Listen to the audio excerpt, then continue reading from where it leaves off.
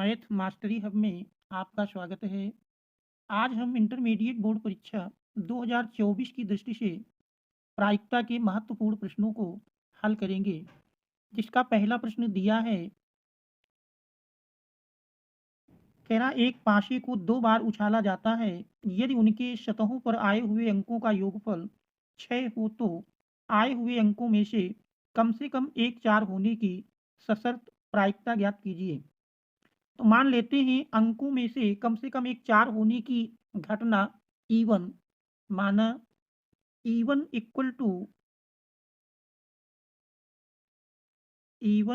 To मान लेते हैं कम से कम एक 4 होने की कम से कम एक 4 होने की घटना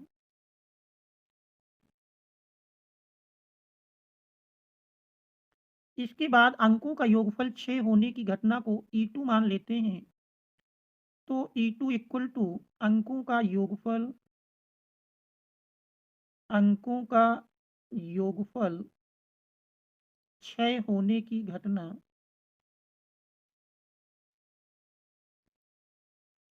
तो एक पाशी को 2 बार उछालने पर कम से कम 1 पर 4 होने के अगर हम देखें तो कुल अवयव मिलेंगे।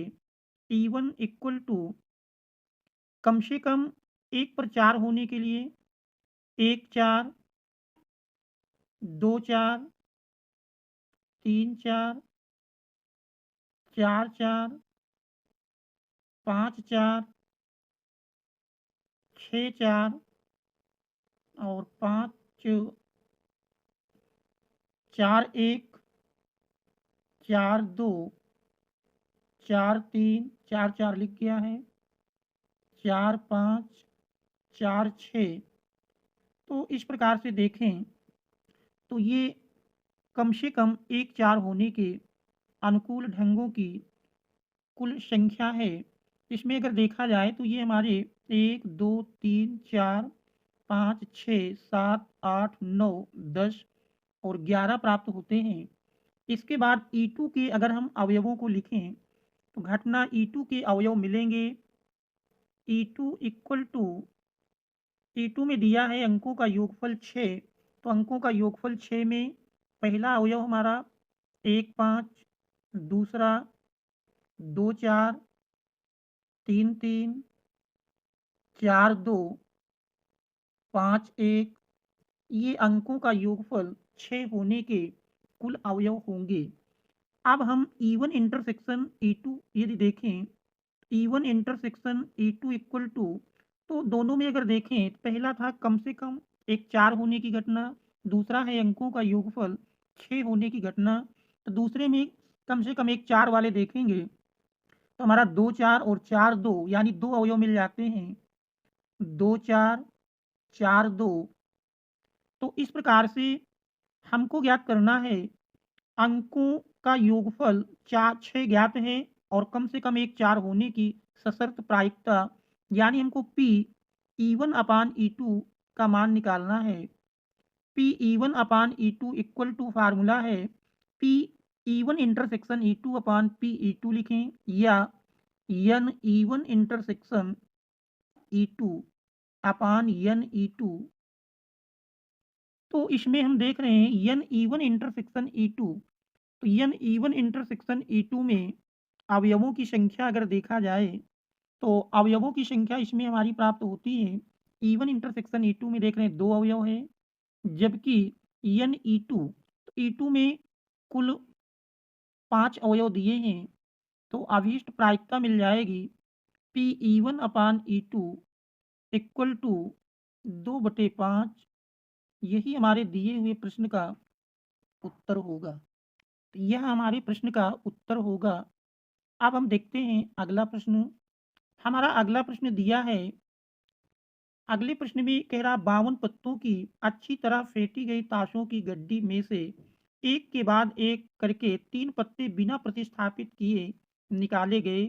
पहले 2 पत्तों के बादशाह और तीसरे के इक्का होने की क्या प्रायिकता है? तो 52 पत्तों की अच्छी तरह से फेंटी गई ताशों की गड्डी में से एक के बाद एक करके तेरा 3 पत्ते निकाले जाते हैं। पहले 2 पत्तों के बादशाह और तीसरे के इक्का होने की प्रायिकता ज्ञात करना है। तो पहले पत्ते के इक्का होने की प्रायिकता, मान लीजिए पहले पत्ते के इक्का निकलने की घटना E1 है, तो हमारा PE1 इक्वल टू मिल जाएगा, PE1 इक्वल टू, चूँकि 4 बादशाह होते हैं, अनुकूल ढंग हमारे 4 मिलेंगे, जबकि 52 पत्तों में से कोई भी पत्ता निकल सकता है, तो इसलिए कुल ढंग 52 है। तो अभीष्ट प्रायिकता 4/52, सरल कर लिए, 4 एकम 4, 13 चौको 52, 1/13 मिल जाती है। आप कह रहा बिना प्रतिस्थापित किए एक पत्ता निकल जाने के बाद शेष पत्ते अगर देखें, तो शेष कुल पत्ते बचे, शेष कुल पत्ते 52 माइनस 1 अर्थात 51।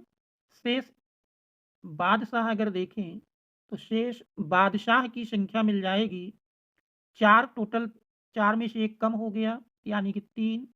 तो 51 पत्तों में से अब एक पत्ता पुनः निकालने पर उसके बादशाह होने की अभीष्ट प्रायिकता, तो कह सकते हैं दूसरा पत्ता खींचने पर, दूसरा पत्ता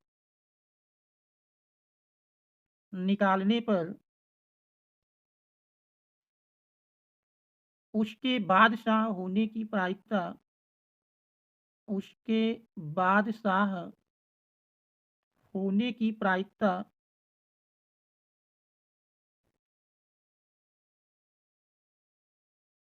PE2 इक्वल टू, अनुकूल ढंग 3 शेष बादशाह हैं और जबकि कुल पत्ते अब 51 बचे हैं, इसको भी सरल कर लेंगे, 3 एकम 3, 17 × 51, 1/17 मिल जाएगी।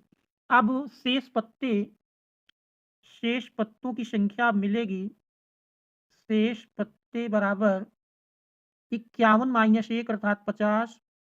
अब तीसरे पत्ते के इक्का होने की अगर प्रायिकता देखें, तो शेष 50 पत्ते में से एक पत्ता खींचने पर उसके इक्का होने की प्रायिकता, मान लीजिए PE3 है, तो इक्के चूंकि अभी पूरे 4 हैं, तो अनुकूल ढंग हमारे 4 मिल जाएंगे, जबकि कुल शेष 50 बचे हैं। सरल कर लेते हैं, 2 दुनाई 4 और 25 दूनी 50, ये हमारा सरल करने पर 2/25 मिलता है। इस प्रकार से अभीष्ट प्रायिकता बराबर मिल जाएगी PE1 into PE2 into PE3, तीनों का मान रख दें। PE1 हमारा आया है 1/13 इंटू PE2 का मान 1/17 इंटू PE3 2/25, सरल करेंगे, 1/17 13 का गुणा कर दें, तो 17 × 51 और 17 × 5 22 इंटू 2/25, 25 से गुणा कर लेंगे, 2 एकम 2 और 25 एकम 25 और 25 दूनी 50, 50 दो 52 और 25 दूनी 50, 50 5 55। तो इस प्रकार से अभीष्ट प्रायिकता का मान मिलेगा 2/55 25।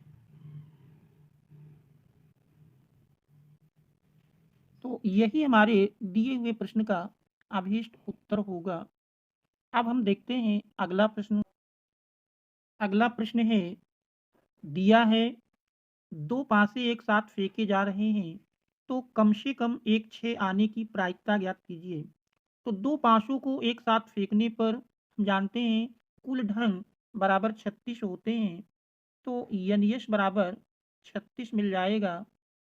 अब इसमें कह रहा कम से कम एक 6 आने की प्रायिकता, तो अगर अनुकूल ढंग देखें जिस पे कम से कम एक 6 हो, तो हमारा मिल जाएगा, इसमें अगर अवयवों की संख्या देखें, तो अवयव हमारे 1 6, पहला अवयव जो मिलेगा 1 6, दूसरा 2 6, 3 6, 4 6, 5 6 और 6 की लाइन में सब में देख रहे हैं 6 होगा, तो 6 1, 6 2, 6 3, 6 4 6 5 6 6।